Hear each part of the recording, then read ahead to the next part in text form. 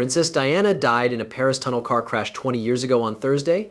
A French art doctor on leave told CBS 4's that he was the first to help the princess. I call them conspiracy theories, they were all crap.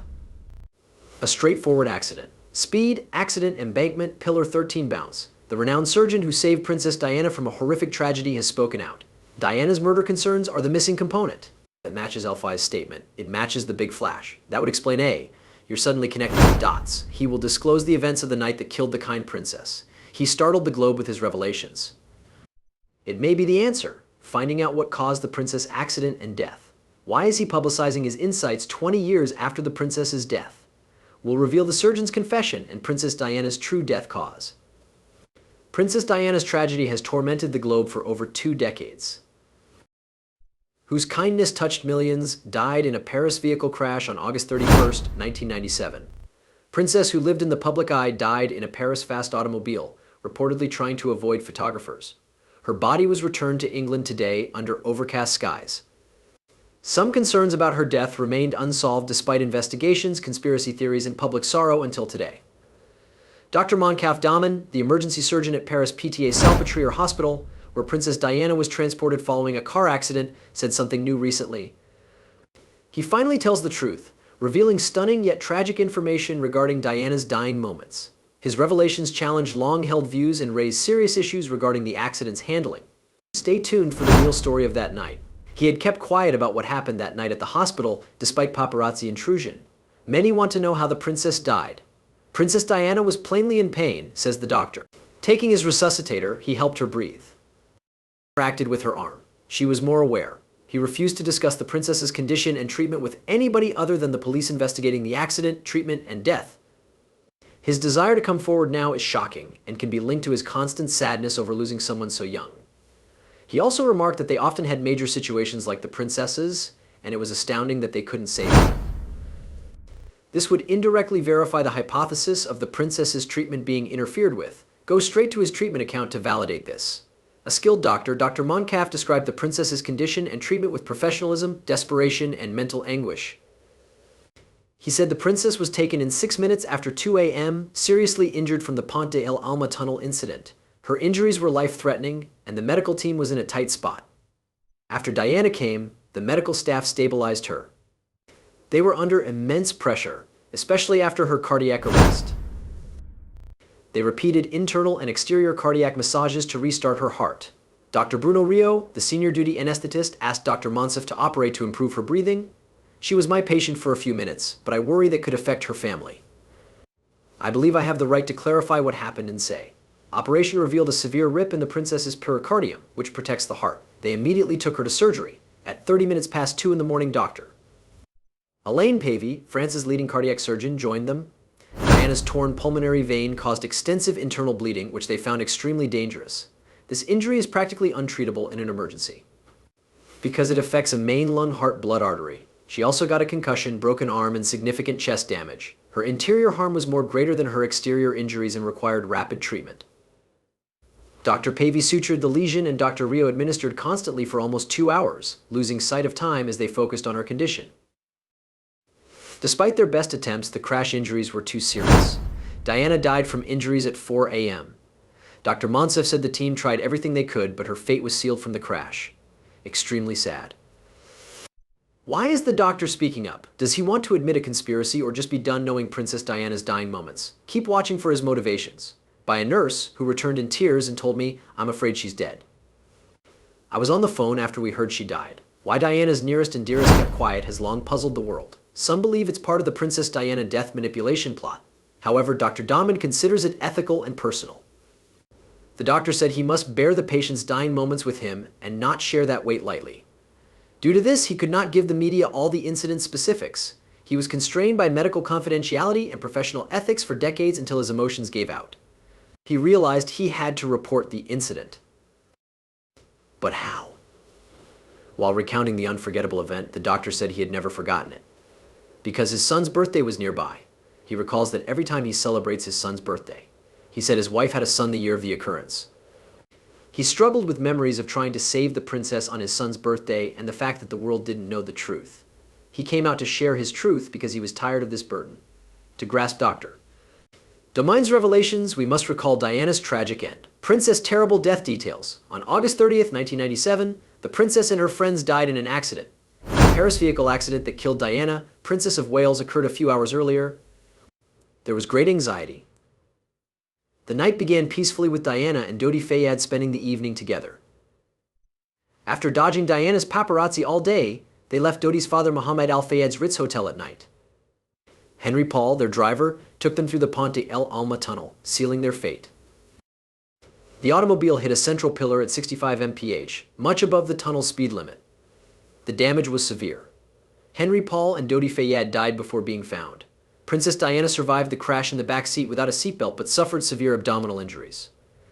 After the crash, her bodyguard Trevor Rees-Jones was seriously injured and had no memory. Henry Paul, their driver, was found to be drunk and on prescription narcotics. Emergency responders stabilized Diana at the crash site soon. According to reports, she was conscious but in terrible discomfort. The French emergency medical routine stabilized her before sending her to the hospital, a controversial practice. She had repeated cardiac arrests in the hospital due to a torn pulmonary vein and extensive internal bleeding.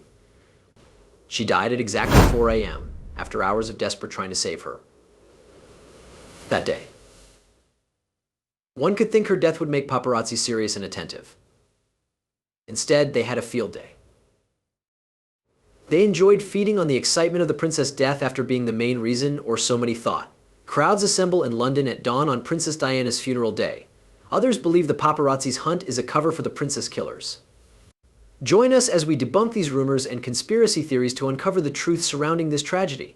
One of the first ideas concerning Diana's death was the paparazzi who trailed Diana and Dodi Fayed's automobile through Paris.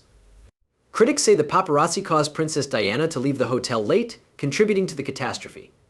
Paparazzi's zealous pursuit, despite the late hour, was also criticized and thought to have caused the crash. Witness accounts support this theory. About motorbike paparazzi flashing around the car, many claim this forced Henry Paul, the driver, to speed away. Others accuse the paparazzi of working with specific groups to push the car into risky situations or being part of a greater scheme. By Next News, watch to find out. While everyone watched the paparazzi, the French authorities disclosed their investigation's most likely cause of the accident. The driver, Henry Paul, was drunk and on prescription medicines with a blood alcohol level 3 times the legal limit. Stunning, right? On booze and prescription medicines, how could a person drive? We found that alcohol slows any reaction. Even a modest amount of alcohol might impede your reaction while driving. Many wondered if the princess and her partner knew her driver's condition before flight, if Henry had taken the pills willingly, or if he had been drugged accidentally. Conspiracy theorists soon claimed that toxicology reports were altered to divert culpability. They claimed that CCTV footage just minutes before the collision showed Henry Paul in full control. Others believe Henry Paul was pushed or bribed to drive dangerously or was inadvertently involved in a scheme to cause the disaster. All these theories are less intriguing than the next. Many individuals adore stories, and a royal family scheme attracts attention. This is why the hypothesis that British intelligence or the royal family killed Diana gained the most popularity. The truth of this story depends on the evidence presented by believers. Fans of this hypothesis refer to Diana's troubled relationship with the monarchy and her letter months before her death claiming she feared for her safety. She wrote to her former butler, Paul Burrell, anticipated her death in a staged vehicle accident. She wrote that a conspiracy to mess with her car's brakes would cause a crash. She also said her ex-husband, Prince Charles, exploits her. Her terrifying prediction: this phase in my life is the most perilous. Someone, the name was blacked out, is planning a car accident with brake failure and serious head injuries. Many believe this letter proves the royals were involved in her fatal tragedy, her crash. This thesis holds that Diana's global fame and growing independence threatened the monarchy. They often use her divorce, troubled relationship with Prince Charles, and purported knowledge of important royal secrets to support their position. She also had a love involvement with Dodi Fayed, which may have damaged the royal family's reputation. These beliefs gained steam after Dodi's father, Mohammed Al Fayed, openly stated Diana and Dodi were assassinated to stop their romance. He thought their marriage and Diana's pregnancy would damage the royal family's image. Numerous investigations, including Operation Paget in Britain, found no evidence to corroborate these assertions. After Diana's death, medical exams discovered no pregnancy. Still, the theory circulates among people who doubt the official story. Another argument is that the French emergency response system stabilizes patients before delivering them to the hospital. Critics say this method wasted Diana time and may have caused her death. Though only 4 miles away, the ambulance took nearly an hour to reach the hospital. Thus, many have questioned whether this delay was deliberate, indicating that a speedier response could have saved her life. Critics have also questioned her hospital transport time and whether other methods could have saved her life. French ambulances prioritize victim stabilization over speedy transport, a dramatic contrast to the however French authorities defended their protocols. Scotland Yard hasn't discussed this fresh information beyond its announcement. They stated that the information is neither from the past probe or a repeat. Medical experts say Diana's injuries, especially her pulmonary vein rupture, were fatal regardless. However, this theory has raised crash handling suspicions. The Dr. Dahman statement also sparked Diana's death conspiracy theories.